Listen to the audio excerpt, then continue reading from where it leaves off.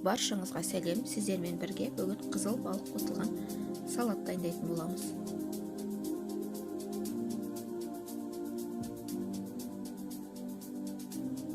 Бізге керекті 2 қазанақ, 2 қияр, 5 қайнаған жұмыртқа, қызыл балық. Осының барлығын күштен өткізіп, майдалап турап аламыз.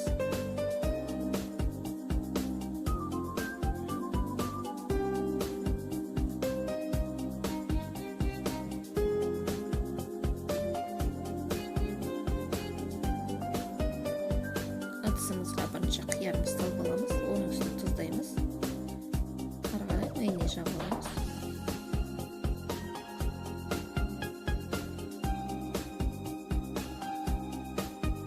Оның үстіне қызанағымызды саламыз.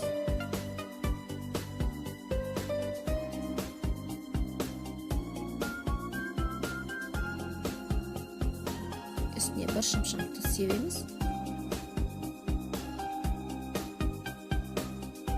Ары қарай майонезімізді жағып шығамыз.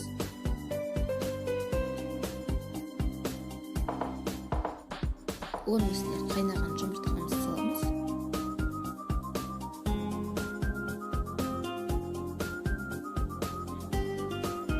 Балық саламыз үстіне.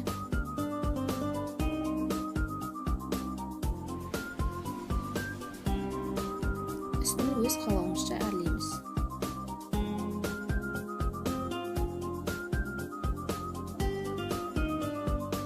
Міне салатымыз дайын болды. Өте дәмді болып шығады. Достар, менің каналыма кіріп келіп, лайк, комментарий қалдырып кетіңіздер. Баршаңызға көп